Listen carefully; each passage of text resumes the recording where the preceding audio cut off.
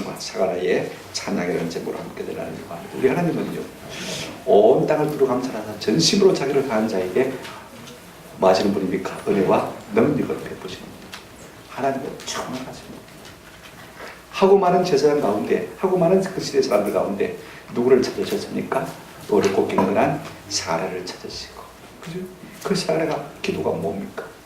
하나님의 나라가 이 땅에 임해서 하나님 이스라엘을 좀 회복시켜 주십시오. 그 기도 드리는데 사라가 어떤 응답을 받습니까? 내게 아들을 낳을 것인데 이름을 말하라 요한이라. 그가 예수 그리스도의 길을 평탄케 하고 그 길을 예배하는 자가 될 것이라 물론 내려주신 것을 볼 수가 있습니다. 제가 어제 우리 영무대 교회 헌당식에 갔다 왔습니다. 우리 교회 한 30배가 될 것 같아요. 엄청날 겁니다. 끝이 안 동시에 6,000명 예배를 드리는 그런 예배당인데 제가 늘 마음속에 그런 생각을 했습니다.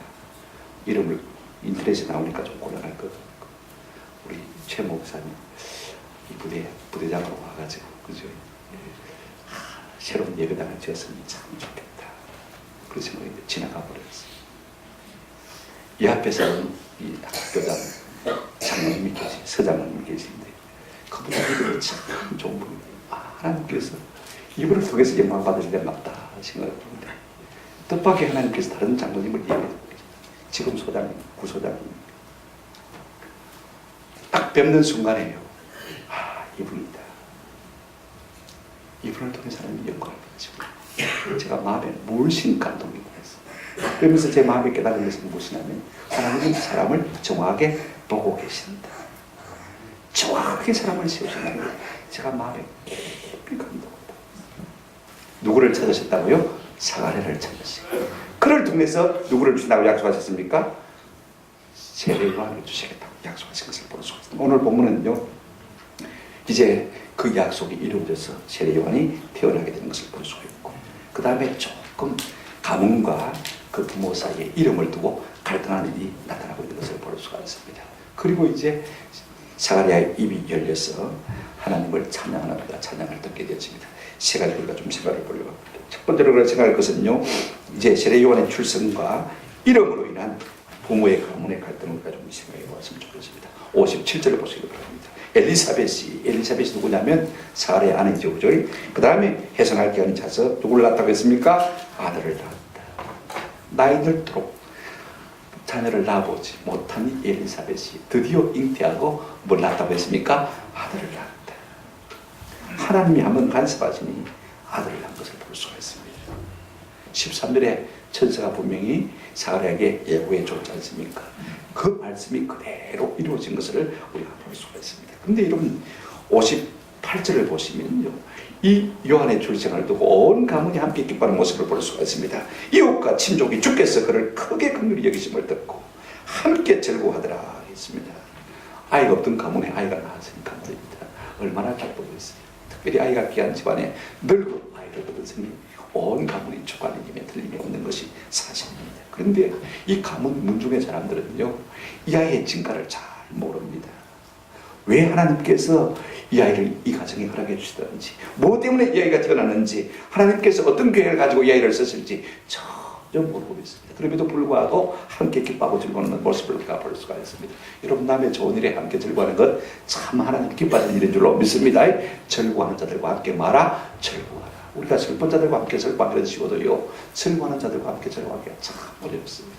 좋아하는 사람과 함께 좋아하는 은혜도 있기를 주님의 이름으로 축원합니다. 그런데 여기에 갈등이 생겨나는 것을 볼 수가 있습니다. 59절 보시기 바랍니다. 8일이 되매 아이를 할례하려 와서 그 아버지 이름을 따라 사가랴라 하고자 하더니, 난지 이제 8일 만에 정결 예식을 받고 남자애들은 할례를 받습니다. 그때 이름을 확정하게 되지 않습니까? 그렇죠? 그래서 가문의 유명한 사람이 아버지 사가랴의 이름을 따서 뭐라고 짓고자 합니까? 사가랴라 짓고자 하는 것을 볼 수 있습니다. 유대인들은요, 종종 아이가 태어나면 할아버지 이름을 큰아이에게 먼저 붙입니다. 그 다음에 두 번째 아이는 외할아버지 이름을 붙이게 되었죠. 이것이 전통적인 관례입니다. 그런데 지금 이 가문에 누가 가장 유명한 사람이냐면 누구요? 사가랴가 가장 경건하고 어렵고 뛰어났던 분 같아요. 그래서 이 아버지 사가랴의 이름을 그대로 가지고 와서 사가랴 이세라 부르기를 원하는 것을 볼 수가 있습니다. 가문의 마음은 어떤 생각이냐면요, 이 아이가 가문의 영광이 됐으면 좋겠다, 그 말인 것입니다. 사실 이 사가랴 부부가요, 자기 집에 아이를 위해서 기도한 것은 사실입니다만, 그러나 진짜 제사장으로서 더 많이 기도한 것이 무엇입니까? 이스라엘의 회복을 위해서 기도한 것입니다. 하나님이 속히 메시아를 보내주십니다. 이를 위해서 기도했는데 하나님께서 기도를 들으시고 내가 아들을 줄 것인데 그가 엘리야의 심령과 능력으로 주의 길을 예비하는 사람이 될 것이다. 다시 말하면 예수 그리스도의 오실 길을 예비하는 엘리야와 같은 사람이 될 것이다 라고 말씀하시면서 그 이름을 뭐라고 하라고 했습니까? 요한이라 하라고 말씀하셨거든요. 자, 문중의 사람들은요, 아이를 낳고 아이의 이름을 지어야 되니까 뭐라고 하자고 했습니까? 사가랴 이세라고 하자, 그렇게 자꾸 주장을 했습니다. 그런데 그 어머니 엘리사벳이 뭐라고 말하고 있습니까? 60절 보시기 바랍니다. 그 어머니가 대답하여 이르되 아니라 요한이라 할 것이라 하며 그랬습니다. 엘리사벳이 한참 요한이라고 해야 된다는 것입니다. 아니, 우리 민족에 이렇게 이름한 사람이 없지 않느냐? 61절에 보시기 바랍니다. 그들이 이르되 내 친족 중에 이 이름으로 이름한 이가 없다 하고, 그래서 설왕설래하는 것을 볼 수가 있습니다. 아니, 사가랴고 짓는 것이 좋지 않느냐? 아닙니다. 요한이라고 줘야 돼요. 그러니까 뭔가 좀 핀트가 안 맞습니다. 그죠? 설왕설래하는데, 그러면 아버지한테 한번 물어보자. 아버지가 지금 말을 알아듣습니까? 못 알아듣습니까? 못 알아듣거든요. 지금 벙어리가 되고 긴머리가 되어서 전혀 말을 듣지 못합니다. 그래서 신용을 해가지고 몸짓을 해가지고 아이의 이름을 뭐라고 할까 물었더니 아버지가 석판을 달라고 합니다. 그죠? 종이를 달라. 그리고 펜을 달라. 그래서 물어봤더니 성경이 뭐라고 말하고 있습니까? 자, 63절 한번 보시기 바랍니다. 그가 석판을 달라 그 이름을 뭐라고 썼습니까? 요한이라 쓰매 다 놀랍게 여기라 그랬습니다. 아버지도 뭐라고 썼습니까? 요한이라고 쓴 것을 볼 수가 있습니다. 요한이라 말은요, 구약 성경에 요한한 이름의 축약입니다. 이걸 줄여서 딱 빨리 부르면 요한한 하면 요한, 요한한 요한, 요 하면 여호와, 그죠? 하나 하면은 한번 더 합시다. 은혜, 자비. 그러니까 요한은 마시다, 은혜로우시다. 요한은 마시다, 자비하시다. 이 뜻을 가지고 있는 것을 볼 수가 있습니다. 사람들은 함부로 이름을 짓지 않거든요. 그죠? 분명한 사명과 연결되어서 이름을 짓고 있는 것을 볼 수가 있습니다. 그래서 그 아들의 이름을 뭐라고 하자고 했습니까? 요한, 요한은, 그죠? 무엇이 뜻입니까? 요한은 은혜로우시다. 요한은 마시다, 자비로우시다. 앞으로 이 제 요한이 커서 자라서 하나님의 은혜로우심을, 하나님의 자비하심을 선포할 사명을 갖고 자랄 것이다 라고 이름을 지은 것을 볼 수가 있습니다. 여러분, 문중은요, 가문의 전통을, 가문의 영광을 먼저 생각했습니다. 근데 오늘 사가랴와 엘리사벳 부모는 뭘 생각했습니까? 하나님의 영광과 하나님께서 그에게 주신 뭘 생각했습니까? 사명을 생각한 것을 볼 수가 있습니다. 여러분, 수많은 아이가 태어났고 또 태어나고 있습니다. 오늘 우리에게도 자녀들이 있습니다. 어떻게 키우겠습니까? 가문의 영광을 위해서, 부모의 욕망을 위해서 자녀를 키우시겠습니까? 아니면요, 하나님께서 주신 사명을 따라 키우기로 합니까? 하나님의 영광을 위해서 키우기로 하십니까? 어떤 목적으로 여러분 우리를 자녀들을 키우고 있습니까? 오늘 이 사가랴 엘리사벳은요, 어떻게 살기를 바라고 있습니까? 예. 가문에 그런 이름이 있었든지 없든지 상관없습니다. 가문의 영광과는 상관없습니다. 오직 무엇을 위해서요? 하나님의 영광을 위해서, 하나님 주신 그 사명을 따라 이 아이가 살기를 소원한 것을 볼 수가 있습니다. 그래서 이름을 뭐라고 딱 썼습니까? 요한이라 썼습니다. 이 아이가 하나님의 은혜를 선포하고 하나님의 자비를 선포할 사람이에요. 그랬더니 여러분, 결과가 어떻게 됐습니까? 64절 한번 보실까요? 이에 그 입이 곧 열리고 혀가 풀리며 말을 하여 하나님을 마누라 찬송하더라. 한 1년 동안 세례와 이 아버지 사가랴가 듣지를 못하고 말하지를 못했습니다. 근데 오늘 곧 그 이름이 풀렸다. 이 곧이란 말은요, 유튜브라는 말 헬라가 참 많이 있습니다. 그런데 파크레 참 잘 안 쓰는 용어를 쓰고 있어요. 그 자리에서 한번 따라합시다. 그 자리에서 적시로 순식간에 딱 요한이라고 석판에 딱 쓰는 순간에 어떻게 했습니까? 그 자리에서 적시로 순식간에 뭐가 풀렸습니까? 요한이 이 사가랴의 뭐가요? 입이 풀리고 해가 풀려서 말하게 된 것을 볼 수가 있습니다. 그러자마자 아이고 아들 잘생겼네 그렇게 말했습니까? 하나님을 찬양하는 노래가 되는 것을 볼 수가 있습니다. 아니, 우리가 20절 말씀을 보게 되어지면요, 어떤 의미에서 아이를 낳자마자 이 사가랴의 입이 풀릴 것을 예고하고 있는 것을 볼 수가 있습니다만 풀리지가 않았어요. 만지 8일 만에 드디어 이름을 뭐라고 쓰니까? 요한이라고 쓰니까 그 혀가 풀린 것을 볼 수가 있습니다. 자, 보십시오. 전적으로 그 아이의 이름을 뭐라고 하라? 요한이라고 하라. 말씀을 100% 순종하는 순간에 모든 맺혔던 것이 풀리는 역사가 일어난 줄로 믿습니다. 저도 이 말씀을 읽고 준비하면서 이제 내 삶의 족쇄가 풀리는 것이 아닌가 하는 감동이 와요. 제가 전역할 때 분종함에 저보고 그랬더니 저주를 받을게. 전역한다고 저주를 받을게. 제가 어제 영구대 교회 헌당 예배를 하면서 3시간 반 동안 예배하는데 3시간 반 동안 울었어요. 이제는 내 삶의 저주가 풀린 모양입니다.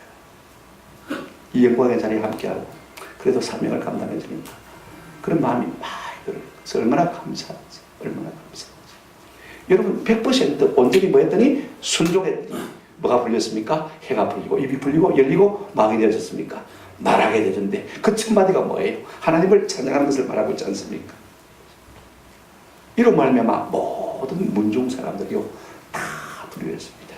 내가 하나님의 말씀을 불순종하다가는 사가랴처럼 나도 뭐가 될지 모르겠다. 벙어리가 될지 모르겠다. 그러면서 이 아이의 장래에 대해서 주목하기 시작한 것을 우리가 보게 되죠. 도대체 이 아이가 뭐가 될까? 기대하기 시작한 것을 볼 수가 있습니다. 무슨 말이냐면 그들 가운데 소망이 생기기 시작했다는 것입니다. 뭐 때문에 이와 같은 현상이 일어났습니까? 그때 보면 이렇게 말씀하고 있습니다. 한번 들어갑시다. 이는 주의 손이 함께함이라. 주의 손이 함께. 하나님의 은혜가 함께하니까, 하나님의 권능의 손이 함께하니까 그 피덩어리 아이지만 사람들이 그 아이에 대한 기대와 소망을 가지고 주목하기 시작한 것을 우리가 볼 수가 있습니다. 아이가 장차 어떻게 될 것인가? 여러분 세례 요한이 공생의 사역을 시작하게 됐을 때 많은 사람들이 세례 요한 보고 물었습니다. 당신이 그리스도냐? 아니라. 그러면 당신이 그 선지자냐? 똑같은 말입니다. 그리스도라는 말이랑 똑같이 묻고 있는 것을 볼 수가 있습니다. 아니라고 해도 계속해서 내가 그리스도냐고 묻고 있는 것을 볼 수가 있습니다. 그만큼 사람들의 마음속에 세례 요한의 그 영성이 말입니다. 마치 구세주의 것처럼 느껴진 것을 볼 수가 있습니다. 그만큼 존귀한 자가 되었다 그 말씀인 것입니다. 기중한 대로 세웠다는 말씀인 것입니다. 두 번째로 우리가 생각할 것은요, 이제 이 사가랴가 입이 풀리자 말자, 그죠? 뭘 하고 있습니까? 찬양을 하고 있는 것을 볼 수가 있습니다. 이제 내가 찬송하리로다. 찬송하리로다. 가문의 영광을 위해서 이름을 짓지 아니하고 오직 하나님이 위해서 부르신 부름의 영광과 사명을 위해서 야의 이름을 요한이라고 딱 지었을 순간에 그 해가 딱 풀리면서 어떤 역사가 일어났습니까? 성령으로 말미암아 찬양하기 시작하는 것을 볼 수가 있습니다. 67절 보시기 바랍니다. 그 붙인 사가랴가 성령의 충만함을 받아 연하여 이르되, 여러분 연이라는 것은 꼭 앞으로 되어질 일을 미리 점치듯이 말하는 것만 연이 아닙니다. 하나님께서 내게 베푸신 은혜를 내 말로 풀어서 사람들에게 간증할 때 그것도 뭐가 되어집니까? 예언이 되어지는 거예요. 제가 지금 하나님의 말씀을 풀어서 여러분들에게 설교하고 있지 않습니까? 이것도 뭐가 되어집니까? 예언이다. 성경이 그렇게 말하고 있는 것을 볼 수가 있습니다. 자 보십시오. 성령의 충만함을 입어서 지금 노래하는데 어떻게 노래합니까? 예언한다. 그 말씀인 것입니다. 그러면서 뭘 노래하고 있습니까? 자 68절 한번 보시기 바랍니다. 찬송하리로다. 주 이스라엘의 하나님이여 그 백성을 돌보사 마시고요 속량하시며. 지금 누구 보자고 찬송하다 그렇게 말하고 있지 않습니까? 자기가 자기 스스로 찬송하고 있는 거예요. 한번 더 합시다. 은혜가 온 사람은 절로 찬송이 되지. 찬송하고 싶은 충동이 견딜 수 없는 감동이 그의 마음속에 있는 것을 볼 수가 있습니다. 누구를 찬송하겠다는 것입니까? 하나님을 찬송하겠다는 것입니다. 무엇 때문에 찬송하겠다는 것입니까? 하나님께서 이스라엘 백성을 돌보사 방문하셔서 뭐 어떻게 하셨다고요? 속량하셨다. 속량하셨다면 값주고 사셨단 말이죠. 그죠? 이 말을 다른 말로 말하면 구원하신 것입니다. 하나님께서 우리 가운데 오셔서 우리를 방문하셔서 하나님의 아들의 핏값으로 우리를 구원해 준 그 은혜를 지금 마겠다고요? 찬송하겠다고 지금 말하고 있는 것을 볼 수가 있습니다. 여러분 속량이란 말은 돈을 주고 산다는 말입니다. 노예를 돈을 주고 사야 자유케 할 수 있지 않습니까? 그죠? 그 말이 속량이라고 하는데 우리 예수 그리스도의 피값으로 우리를 죄에서 사단 마귀의 권세에서 우리를 마시겠다는 말씀입니까? 사주겠다는 그 말씀인 것입니다. 노예는 그냥 풀려날 수가 없습니다. 돈을 주고 누군가가 사줘야 자유의 사람이 될 수가 있는 것입니다. 속전으로. 오늘 우리가 다 죄의 노예되고 우리가 사단의 권세에서 노예된 사람이고 종노릇한 사람인데 우리 예수님의 피값으로 우리를 사셔서 우리를 해방시키셔서 하나님을 승리한 사람으로 만들어주시기 위해서 이 땅에 오신 예수 그리스도를 지금 사가랴가 뭐 하고 있습니까? 찬양하고 있는 것을 볼 수가 있습니다. 어떻게 속량하시는 것입니까? 69절 한번 보시기를 바랍니다. 우리를 위하여 구원의 뿔을 그 종 다윗의 집에 일으키셨으니 그랬습니다. 우리를 위하여, 자, 누구를요? 구원의 뿔을 그 종 어디에요? 다윗의 집에 일으키셨으니. 여러분 지금요, 사가랴는 어느 지파입니까? 제사장이니까 레위 지파입니다. 그죠? 그러니까 유다의 이제 다윗의 집이니까 어느 지파입니까? 유다 지파를 말하는 것이고, 자기 아들을 말하는 게 아닙니다. 그죠? 그렇다면 누구를 말하고 있는 것입니까? 예수 그리스도를 일으키셨다라고 말하고 있는 것을 볼 수가 있습니다. 여러분, 다윗의 뿔을 일으키사 우리의 구원자로 삼으신 것을 찬양하고 있는 것을 볼 수가 있습니다. 아무나 우리를 구원할 수 있는 것이 아닙니다. 우리가 죄의 종되었고 사단의 종되었는데 말입니다. 누가 우리를 거기서 끄집어낼 수 있겠습니까? 부모라고 해서 자식을 죄 가운데서 끄집어낼 수 있습니까? 할 수가 없습니다. 어떤 위대한 정치인이 할 수가 없습니다. 큰 장군이 할 수가 없습니다. 어떤 철학자가 할 수가 없습니다. 자기도 죄인이면서 어떻게 죄 가운데 있는 사람을 끄집어낼 수 있습니까? 할 수 없는 것입니다. 우리를 구원으로 인도하실 분은 죄 없으신 다윗의 집에 혈당으로 오신 하나님의 아들이신 누구요? 오직 예수 그리스도, 그분만이 우리를 죄에서 구원하실 수가 있는 것입니다. 그러면 왜 우리를 속량 구원하셨습니까? 70절 보시기 바랍니다. 이것은 주께서 예로부터 거룩한 때 입으로 말씀하신 바와 같이 옛날부터 우리 하나님이 우리의 구원을 계획하셨다는 것입니다. 언제부터입니까? 그때가요? 그 옛날이 언제입니까? 아담이 죄를 짓자 말자. 자, 여러분 창세기 3장 15절에 우리 하나님이 사단에게 이렇게 말하고 있는 것을 볼 수가 있습니다. 내가 너로 여자와 원수가 되게 하고 네 후손도 여자의 후손과 원수가 되게 하니 여자의 후손은 내 머리를 상하게 할 것이요 너는 그의 발꿈치를 상하게 할 것이다. 여자의 후손은 누굽니까? 메시아 예수 그리스도, 남자 없이 동정된 탄생을 통해서 이 땅에 오신 예수 그리스도, 그분이 사단의 머리를 말 것이다, 박살낼 것이다 라고 말씀을 하는 것을 볼 수가 있습니다. 여러분, 우리의 구원은요 즉각적인 것이 결정 구원입니다. 하나님이 우리가 타락하자마자 구원하시기로 다 계획하신 것을 볼 수가 있습니다. 그 계획을 지금 이루시는 것을 볼 수가 있습니다. 여러분, 우리가 예수 믿으면 구원받는다는 말이 공짜처럼 값없이 그렇게 들립니까? 그렇지 않습니다. 하나님이 주신 공짜는요 우리의 힘으로는 도무지 획득할 수 없습니다. 이 구원을 돈을 주고 살 수가 없으니까, 우리의 힘으로는 어떻게 취할 수가 없으니까 하나님께서 가장 값비싼 아들을 주시고 그 값을 치르시고 우리를 뭐 하셨습니까? 구원해 주십니다. 그러니까 이건 값 없이 우리를 구원하신 것이 아니고 값으로 셀 수 없는, 값으로 계산할 수 없는 엄청난 대가를 치시고 우리를 구원하신 구원의 은혜를 베푸신 줄로 믿습니다. 여러분, 우리가 공기를 돈으로 사라고 그러면 무슨 수로 사겠습니까? 마실 때마다 공기를 계속 마셔야 되는데, 그죠? 무슨 수로 돈 주고 사겠습니까? 물을 갖다가 돈 주고 사라고 하면 무슨 수로 우리가 날마다 돈을 주고 살 수 있겠습니까? 할 수 없었기 때문에 하나님께서 모든 것을 공짜로 주십니다. 마찬가지로 구원도 마찬가지입니다. 그러면 무엇으로 우리를 속량 해방하셨습니까? 무엇으로부터, 어디서부터 우리를 구원해 주셨습니까? 우리를 돈을 주고 사셨습니까? 자, 성경 한번 보시기 바랍니다. 71절. 지금 사람이 이렇게 노래하고 있습니다. 우리 원수에게서 와 우리를 미워하는 모든 자의 손에서 우리를 뭐 했다고 했습니까? 구원하셨다. 원수에게서 우리를 마셨다, 해방하셨다, 구원하셨다. 여러분, 원수가 누굽니까? 개돈 떼먹은 사람입니까? 내 인생에 피해를 준 사람입니까? 내 인생을 망친 사람입니까? 김정은입니까?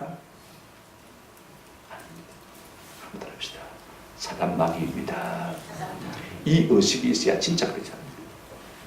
사단 마귀가 내 인생을 불행케 하고 내가 죄에 노예되게 만들고 내 인생을 이렇게 불행하게 만들었다는 이 의식이 없으면요 진짜 그렇지 않냐. 사단의 존재를 믿고 안 믿고 이런 사람들은 진짜 그렇게 될 수가 없어요. 여러분, 사단이 우리의 시조인 아담을 범죄케 하고 그로 말미암아 우리가 원죄를 다 타고났지 않습니까? 우리가 요한계시록 12장을 보게 되어지면 십자가 지시고 부활 승천하신 예수님께서 하늘에서 제일 먼저 하신 일이 뭐냐면요, 마귀를 하늘에서 쫓아내신 일을 제일 먼저 하고 있는 것을 볼 수가 있습니다. 보십시오. 12장에 보시면 이제 7절에 예수님이 천사장 미가엘을 지켜서 사단을 땅으로 쫓아버린 것을 볼 수가 있습니다. 왜 사단이 하늘에 있습니까? 우리가 욥기 1장 2장을 보게 되어지면요, 사단이 온 땅을 돌아다니고 와서는 자꾸 하나님 앞에 욥을 참소합니다. 하나님이 자꾸 욥을 복주시니까, 그 생명을 끌어내시니까 저가 하나님을 섬기는 것이지, 건강 거두고 가시고 재물을 거두고 가시면 하나님을 저주하고 죽을 겁니다. 한번 해보십시오. 자꾸 참소하는 것을 볼 수가 있습니다. 스가랴 3장에 보아도요, 이 사단이 대제사장 여호수아를 갖다가 자꾸 정죄하는 것을 볼 수가 있습니다. 땅에 내려와서 사람들을 자꾸 미워하고 하늘에 올라가서는 어떻게 합니까? 하나님 앞에 자꾸 그 죄를 마고요 참소. 사단이 어떻게 사람을 미혹합니까? 우리가 야고보서 1장 14절 15절을 보게 되어지면 오직 각 사람이 시험을 받는 것은 자기 욕심에 이끌려 마음이니 미혹됨이니. 욕심이 대한 적 뭐가 났고요? 죄를 낳고 죄가 장사하는 뭘 낳는다고요? 사망을 낳는다. 사람이 자기 욕심에 이끌려서 자꾸 사단의 미혹을 받는 거예요. 이거 여러분 아시죠? 우리가 죄를 짓는 총량이 100개라고 하십시오. 그 100개 중에서 사람이 100개 죄를 다 짓고 죽는 것은 결단과예요. 그럼 몇 개 죄는 지을까요? 한 열 손가락으로 안 짓겠나? 제가 무슨 얘기를 하려고 하냐면요. 사람은 그 중에 약한 욕심의 부분이 있습니다. 이걸 아세요? 넘어지는 사람은요, 항상 그 욕심의 부분이 뭡니까? 넘어집니다. 100가지 죄를 다 지고 죽는 것이 아니고 항상 자기가 약한 부분이 있습니다. 자기 욕심에 이끌리는 부분이 있다는 것입니다. 여러분, 사단은요, 우리가 어떤 욕심을 가지고 있는지 어디가 약한지를 정확하게 알고 거기 앞에다가 딱 미끼를 갖다 놓으면요, 물 수 있습니까? 물 수밖에 없는 것입니다. 안 물 수가 없는 것입니다. 하나님이 은혜 주지 아니하시면요, 하나님이 돕지 아니하시면 사단이 우리를 정확하게 끌어서 우리를 갖다가 미혹하려고 할 때 넘어지지 않은 사람이 한 사람도 없다는 것입니다. 한번 넘어지면 계속 넘어지는 것입니다. 그러니 자꾸 넘어지고 결국 어떻게 되어지는 것입니까? 죄의 종로 하게 되어지고 마침내 사단의 노예로 살게 되어지는 것입니다. 어지간한 것은 우리가 이길 수 있지만요, 내 욕심이 있는 부분은 100번 100이면 다 넘어갈 수밖에 없는 것입니다. 이렇게 해서 우리를 미혹게 한 사단이 말입니다. 우리가 죄에 걸려서 넘어지면 참 죄송한 마음을 가져야 되겠는데, 이 인간이 어찌된 인간인지 원수가 철저히 원수입니다. 하나님 앞에 가서 어떻게 합니까? 저 인간이 죄 지었으니까 뭐 해야 된다고요? 정죄하고 뭐 해야 된다고요? 심판해야 된다고 밤낮 하나님 앞에 참소하는 것을 볼 수가 있습니다. 12장 요한계시록 12장 10절에 뭐 합니까? 우리 형제들을 참소하던 자, 곧 우리 하나님 앞에서 밤낮 참소하던 자가 쫓겨나고, 우리를 미혹해서 죄짓게 만들어놓고는요, 하나님 앞에 갖고는 인간이 죄졌으니까 하나님 벌 줘야 된다고 계속 참소하는 거예요. 한번 생각해 보십시오. 그러니 원수도 그런 원수가 없는 것입니다. 공의 하나님이 참소하는 것을 안 들을 수가 있습니까? 저 인간 죄졌다고 자꾸 찔러대는데 가만히 계실 수가 있겠습니까? 그러면 우리를 때려야 되는 거죠. 매를 쳐야 되는 것이죠. 여러분, 그러므로 우리의 삶 속에요, 사단 마귀로 인하여서 어분이 일어나야 뭐합니까? 정상이라고 말이죠. 예수 믿는 사람은요, 이 사단 마귀 때문에 어분이 일어나야 정상인 것입니다. 개똥 떼어 먹은 사람이 원수가 아니고, 날마다 나로 하여금 미혹에 빠뜨려서 범죄게 만드는 이것이 뭐라고요? 우리의 삶의 원수다. 우리 예수님 무엇 때문에 왔습니까? 이 원수를 멸하기 위해서 땅에 오신 줄로 믿습니다. 그래서 성전하시자마자 하늘로 올라가셔서 사단 마귀를 땅으로 탁 내쫓으신 것을 볼 수가 있습니다. 이 구원의 은혜를 가볍게 여기지 않는 은혜가 있기를 주의 이름으로 축원합니다. 여러분, 우리 보고 바퀴벌레를 하면 기분 좋겠습니까? 근데 하나님은요, 그 자신 영광스러운 분이 사람의 몸을 입고 이 땅에 들어간 것입니다. 바퀴벌레를 못하게 되는 것입니다. 우리가 그걸 아셔야 될 필요가 있습니다. 낙고전한 몸을 입으시고 땅에 오셨어요. 자기가 저진 인생에게서 욕을 막 뺨을 맞고 침뱉음을 당하고 가진 수모와 모욕을 당하고, 그래서 십자가에 돌아가심으로 말미암아 우리의 죄를 대신해서 속량해 주십니다. 그래서 우리가 지옥 행보를 면하게 되었죠. 하나님과의 관계가 회복되는 은혜를 누린 것입니다. 또 하나 우리를 어디에서 구원하셨냐면요, 오늘 본문에 보시기 바랍니다. 71절, 우리를 원수에게서와 우리를 미워하는 모든 자의 손에서 뭐 하셨다고요? 구원하셨다.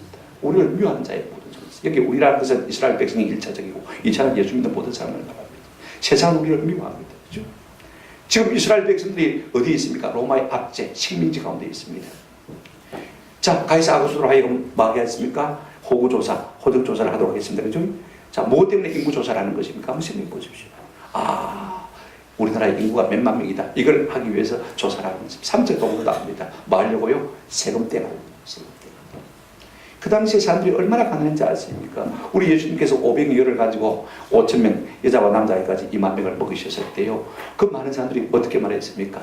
예수를 말하려고 했습니까? 억지로 말하려고 했어요? 임금삼을 했어요. 한 끼 해라는 문제가 얼마나 시급했는지, 그들은 얼마나 간절했던지 말입니다. 한 끼 먹여준 우리 예수님을 잡아서 뭐 하려고 했습니까? 임금 삼으려고 했을 정도로 그 사람들의 삶이 굉장히 어려웠던 것을 볼 수가 있습니다.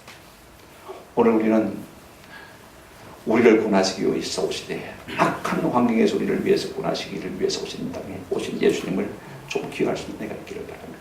오늘 우리가 어떤 삶을 살지라도요, 우리의 삶 가운데서 우리를 능히 구원하실 분은 누구라고요? 예수님이시다.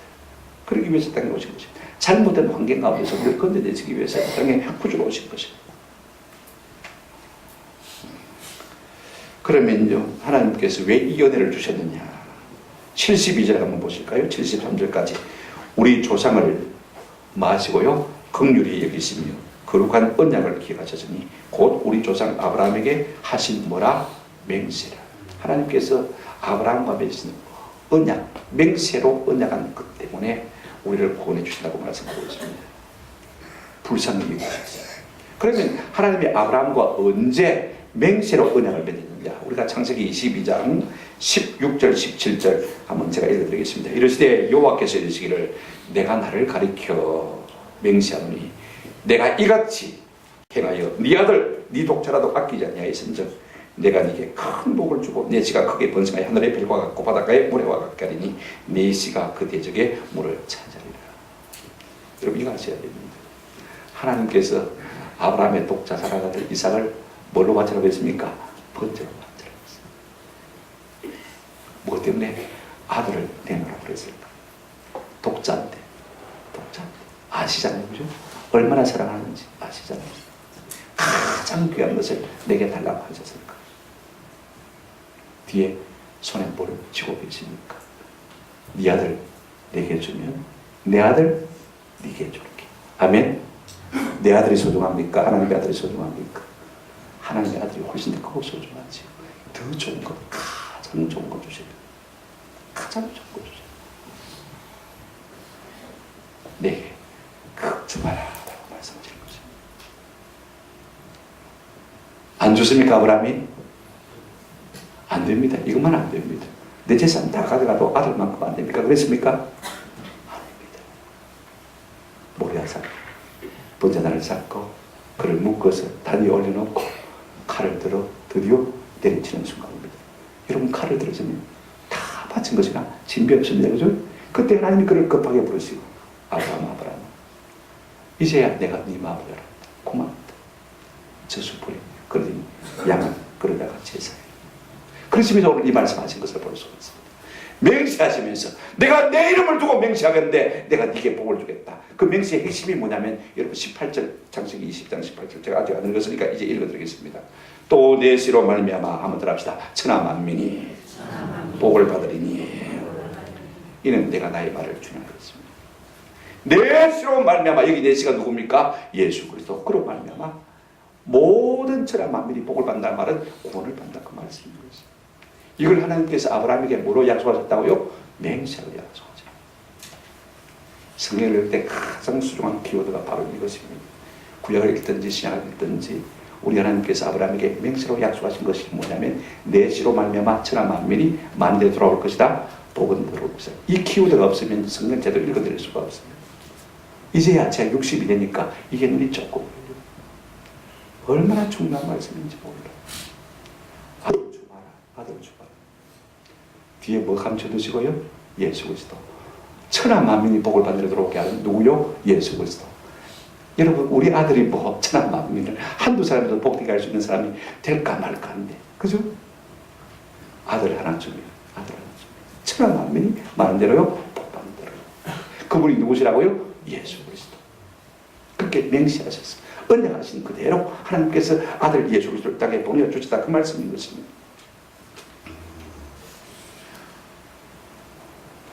뭐 때문이에요? 자, 성경 한 곳 더 보십시다. 뭐 때문에 우리를 이렇게 구원하게 해주셨습니까? 본문을 다시 한번 보시기 바랍니다. 75절 같이 한번 읽어보실까요? 시작. 종신도록 주의 앞에서 성결과 의로 두려움 없이 섬기게 하리라 하셨더라. 종신도록 우리가 성결과 의로 누구를 섬기도록? 주를 섬기도록 하시기 위해서 우리를 마셨다고요? 구원했습니다. 여러분 이 목적이 참 중요합니다. 예배와 찬양과 기도로 전도로 하나님의 목적을 섬기도록 우리를 마셨다고요? 구원하셨다. 말씀하십니다. 정리합니다. 여러분 사가랴가 입이 열리고 성령의 충만함을 입어서 누구를 노래합니까? 하나님을 노래합니다. 무엇을 노래하는 것입니까? 구원을 노래하고 있는 것을 볼 수가 있습니다. 어떻게 구원해 주셨습니까? 구원해 부르신 예수 그리스도를 통해서 구원해 주신 것을 볼 수가 있습니다. 어디서 구원하셨습니까? 원수의 손에서, 사랑마귀의 손에서, 우리를 여러 가지 악한 환경 가운데서 구원해 주신 것을 볼 수가 있습니다. 여러분 구원의 목적이 무엇입니까? 우리가 잘나서가 아닙니다. 여러분 우리를 불쌍히 여기시다고 했습니다. 그래서 아브라함과 뭘 맺었습니까? 언약을, 맹세로 맺은 언약을 이루시기 위해서 누구를 주셨습니까? 천하 만민이 복받도록 하는 누구요? 예수 그리스도를 우리에게 주신 것입니다. 이것 때문에 예수님을 보내주셨습니다. 여러분 보십시오. 왜 그렇게 하셨습니까? 우리가 종신토록 성결과 의로 누구를 섬기도록요? 하나님을 섬기도록 하기 위해서 이렇게 하신 것을 볼 수가 있습니다. 여러분 사명 감당하도록 우리를 부르신 것을 우리가 볼 수가 있습니다. 하나님이 예수의 피값으로 우리를 구원해 주셨습니다. 목적이 무엇입니까? 하나님만 섬기게 하도록 하기 위해서. 우리가 하나님과 받은 구원을 가지고 얼마든지 농땡이 칠 수 있습니다. 괜찮습니다. 얼마든지 입 딱 닫고 전도할 수가 있습니다. 괜찮습니다. 그러나 여러분 구원은 어때 부끄러운 구원을 얻을 것입니다. 우리가 요한처럼 사명을 감당하는 사람이 될 때 진짜로 우리가 하나님 앞에 섰을 때 부끄러움이 없이 그죠? 종신토록 성결과 의로 하나님을 섬기는 복된 자리에 나가는 은혜를 누리게 될 줄로 믿습니다. 우리가 하나님께서 주신 이 구원의 은혜를 육체의 기로 삼지 말고 우리 하나님을 섬기는 그래서 하나님의 뜻을 입어드리는 하나님의 사명 무엇입니까? 천하 만민을 복받는 데로 돌아가는 이 일에 우리의 남은 생애를 들 수 있는 은혜가 있기를 주님의 이름으로 축원합니다. 아멘. 세 번째로 우리가 생각할 것은 사가랴의 찬송의 두 번째 단락입니다. 이 놀라운 은혜를 찬양한 다음에 이제 마침내 자기 아들 요한에 대해서 말하고 있는 것을 볼 수가 있습니다. 난지 8일밖에 안 되었어요. 아직도 비등입니다. 그죠? 이제 가문의 영광을 위해 살지 않냐고 하나님이 주신 영광과 사명을 위해서 살도록 이름을 요한이라고 책망한 다음에 이제 그 아이의 앞날에 대해서 어떻게 예고하고 있습니까? 간단히 정리합니다. 자, 76절 한번 보시기 바랍니다. 같이 한번 읽어보실까요? 시작. 이하여 내가 지극히 높으신 이의 선지자라 일컬음을 받고 주 앞에 앞서 가서 그 길을 준비하여 라고 했습니다. 자, 여러분 사가랴는 제사장입니다. 그죠? 그러면 아들 요한도 뭐가 되어야 됩니까? 제사장이 되어야 되는데 자, 뭐라고 했습니까? 이하여 내가 지극히 높으신 이에 뭐가 되어 선자라 일컬음을 해갈 때가 되라고 말입니다. 주의 앞서가서 그 길을 말하고 했습니까? 준비하고 그 다음에 77절 보시기 바랍니다.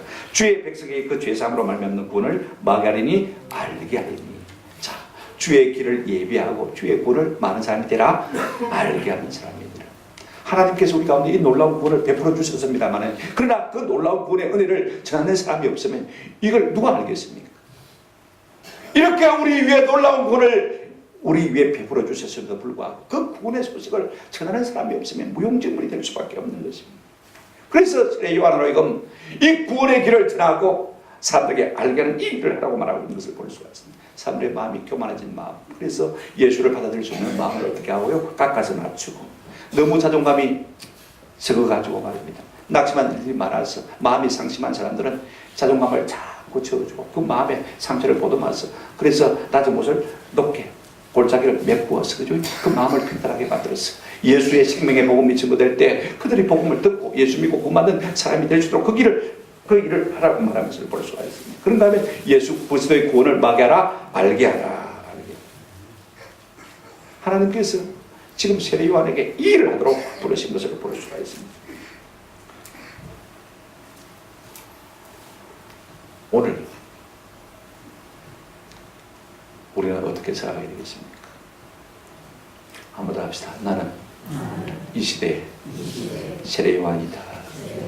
이름을 뭐 정요한으로 바꾸는 이야기 아닙니다. 그죠? 박요한으로 바꾸는 이야기 아닙니다. 그런 엘리야의 심성과 사명을 가지고 산다. 우리에게 말씀하시는 것을 볼 수가 있습니다. 이와 같이 할 때 어떤 은혜가 우리 가운데 주어지느냐? 78절입니다. 이는 우리 하나님의 긍휼로 인함이라. 이로써 돕는 내가 위로부터 우리에게 임하여 어둠과 죽음의 그들의 안전자에게 비치고 우리의 발을 평안의 길로 인도하시리이다. 우리가 이 복음 전할 때 수많은 심령들이요 고침을 받는 역사가 일어나는 것을 볼 수가 있습니다. 어려울 해가 떠올랐어. 저는 은퇴하면 남양집에 살고 싶어요. 해가 얼마나 좋은지. 언제만 살아보셨습니까? 태양이 얼마나 좋은지.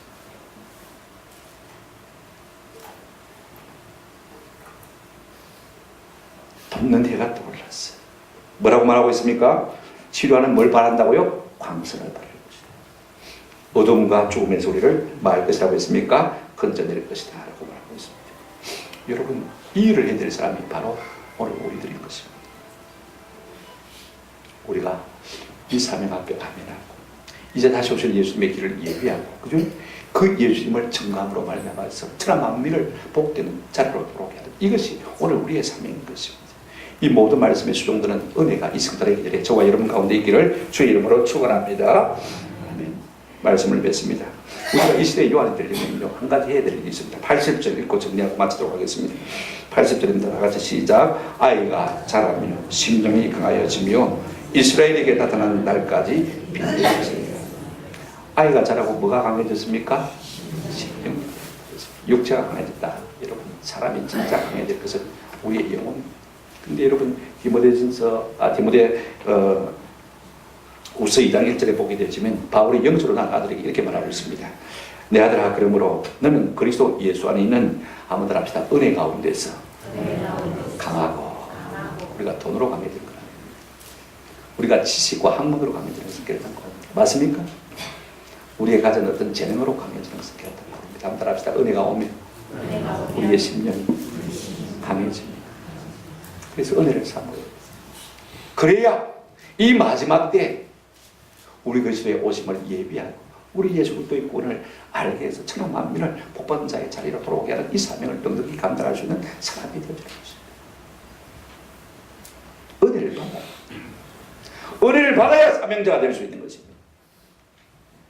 이 은혜를 받으려면요, 자 보십시오. 그 다음에 뭐라고 했습니까? 아이가 이스라엘에게 나타나는 날까지 어디 있다고 했습니까? 빈들에 있습니다. 한번 합시다. 빈들. 여러분의 빈들은 어딘지 모르겠습니다. 빈들이 없으면 빈들을 만들어야 되겠죠.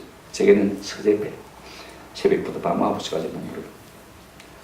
우리가 이 사명 감당하고 심령이 강한 자로 사는 삶을 살려면 우리의 삶 속에 빈들이 있어요. 광야가 있어야 된다는 것이죠. 이걸 만들어야 돼요. 억지로 만들어야 돼요. 아이고, 시간이 어디 있나? 이게 아니에요. 그런 장소도 없다. 여러분, 광야란 말은 미드바알이라는 말인데요. 미란 말은 몸으로부터란 말이고, 그 다음에 다발, 드발 하면 말씀으로부터란 말입니다. 광야는 아무것도 없는 곳이기 때문에 뭐가 들리는 곳입니까? 하나님의 말씀만 있는 곳이에요.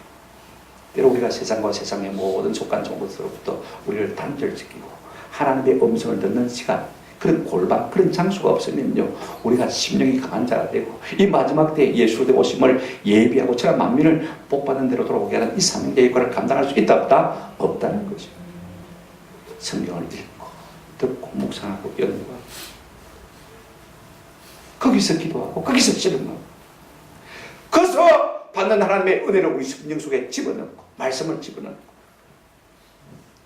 그래서 강한 심령으로 이 마지막 때를 살아갈 때 이 시를 변화시키고 많은 사람들을 천하 만민을 복 있는 사람의 자리로 돌아오게 만들 수가 있는 것입니다. 오늘 이 같은 은혜가 우리 가운데 있기를 주님의 이름으로 축원합니다. 아멘.